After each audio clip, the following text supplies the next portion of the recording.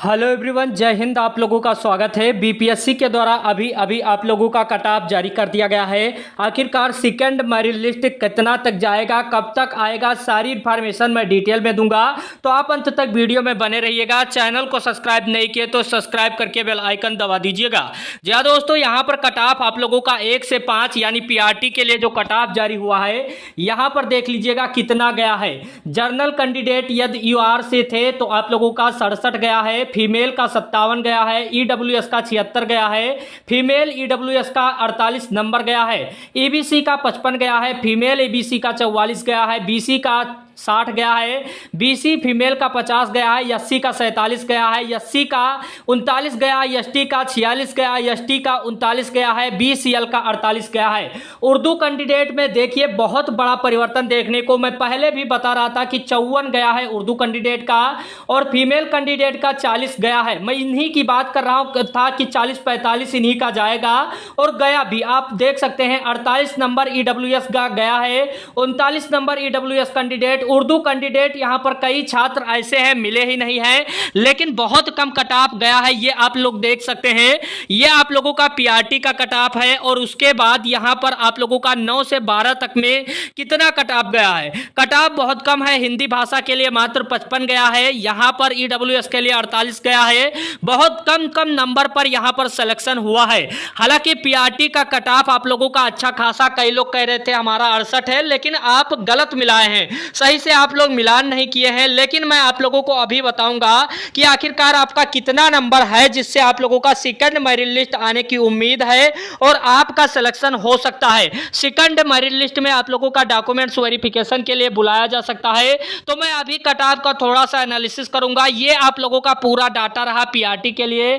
ऐसे आप लोगों का कट ऑफ आया है 9 से 10 के लिए भी अभ्यर्थी का, 11 से 12 के लिए आप लोग देख सकते हैं और कम अभ्यर्थी यहां पर मिले ही नहीं। जितने अभ्यर्थी अन्य हैं यहाँ पर उपस्थित ही नहीं हो पाए, लेकिन जितने अभी पद है यहाँ पर देख लीजिएगा सभी का बीपीएससी के द्वारा कट ऑफ जारी किया गया है। आप ये देखिएगा, अन्य का अर्थ है अभ्यर्थी उपलब्ध नहीं है।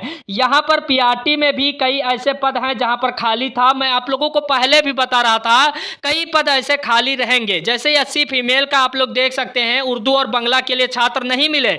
ये बात मैं पहले चिल्ला कर बता रहा था कि छात्र नहीं मिल रहे हैं, तो इन्हीं लोग नहीं मिल रहे हैं। जैसे एसटी फीमेल का भी नहीं मिले हैं। कई लोग बांग्ला के बहुत ऐसे अभ्यर्थी जो ईडब्ल्यूएस के मिले ही नहीं है। आप लोग समझ सकते हैं, बांग्ला भाषी नहीं मिले तो अन्य जो लिखा जो क्या मतलब है, उसका मतलब यही है कि उपलब्ध नहीं थे अभ्यर्थी। वैसे अभ्यर्थी जिनको लिखित परीक्षा में अपने आरक्षण कोड के कट ऑफ अंक प्राप्त हुआ है, परंतु उनका अनुक्रमांक सफल अभ्यर्थी की परीक्षा सूची में अंकित नहीं है, जिसका कारण यह है कि लिखित परीक्षा वस्तुनिष्ठ के कुल प्राप्तांक समान होने की स्थिति में पहले उम्र, यहां पर मैं अभी बात बता देता हूं, कई लोग ऐसे होंगे जिनका 47 होगा तो पहला जिनका सबसे हाईएस्ट उम्र होगा, उम्र में जिनकी उम्र ज्यादा होगा उनको लिया गया है। यह बात भी मेंशन कर दिया गया है। यहां पर उम्र तथा उम्र में समानता होने पर देवनागरी लिपि में वर्णमाला के अनुसार ही यहां पर यदि आपका उम्र ज्यादा है वर्णमाला ये से आता है। जैसे आपका आशीष कुमार नाम है, किसी कैंडिडेट का पी से आता है या डी से आता है तो पहले आशीष का होगा, ये नाम से होगा, उसके बाद ईएफ से होगा। इस बात का भी ध्यान रखा गया है, तो इस बात को वरीयता दी गई है। वैसे अभ्यर्थी जिनको लिखित परीक्षा में सफल आरक्षण कोड के कट ऑफ अंक से अधिक अंक प्राप्त हुए हैं, परंतु उनको दस्तावेज के डीबी में विसंगति आयोग पाने पर यहां पर आप लोगों का कारण परीक्षा सफल घोषित नहीं किया जाएगा, यानी डॉक्यूमेंट्स वेरिफिकेशन में बाहर किया जाएगा। यह भी स्पष्ट रूप से बता दिया गया है। तो आप लोगों के लिए कहीं ना कहीं अच्छी खबर है। और सेकंड मेरिट लिस्ट आप लोगों का 2 तारीख को जैसा पता है कि आयोग के द्वारा बीपीएससी के द्वारा यहां पर नियुक्ति पत्र बटेगा जितने भी अभ्यर्थी हैं। अब जनरल कैंडिडेट 67 थे लेकिन उनका सिलेक्शन नहीं हुआ है। कई ऐसे अभ्यर्थी होंगे कि हमारा 67 था, हम आंसर की कई बार मिला है लेकिन हमारा सिलेक्शन नहीं हुआ है, तो उसका भी रीजन बता दिया गया है कि जिनका उम्र कम था, मान लीजिए आपका उम्र 22-25 वर्ष है और किसी छात्र का यदि फॉर्म भरा है उसका उम्र 18 वर्ष है और उसका अल्फाबेट में ये से नाम आता है, जैसे अमर आता है उसका नाम ये से आता है, और आपका उम्र 25 साल था और आपका जो नाम है वो पी से आता है या के से आता है, मतलब कि अल्फ़ाबेट के अनुसार, तो उसका चयनित होगा जो 28 वर्ष का होगा और ये नाम होगा अल्फ़ाबेट में जिसका पहले नाम आया उसका चयनित हुआ है। तो बहुत सारे अभ्यर्थी ये भी कहेंगे कि हमारा 67 था लेकिन हमारा सिलेक्शन नहीं हुआ है। तो उसका रीजन बता दिया गया है कि ज़्यादा उम्र है जिसका, उस कैंडिडेट को यहाँ पर सफल घोषित किया गया है। आप लोगों का जो निकला है उसके अनुसार उस कैंडिडेट को सफल घोषित किया गया है। मान लीजिए 67 में 1000 कैंडिडेट ऐसे थे जिनका 67 है, अब 67 में मात्र सीट 500 है और 1000 कैंडिडेट उत्तीर्ण हो चुके हैं, तो 67 में 500 सीट उनको लिया गया है जिनका उम्र अधिक है और उनका ये से अल्फ़ाबेट में नाम भी आता है। तो 500 अभ्यर्थी तो यहाँ 67 पाकर भी फेल हो गए, लेकिन 500 अभ्यर्थी पास हो गए जिनका 67 था। तो ये कहीं ना कहीं आंकड़ा आया है और जिस तरह से ये आंकड़ा आया है इसके अनुसार आंसर की भी आप लोगों का आया है।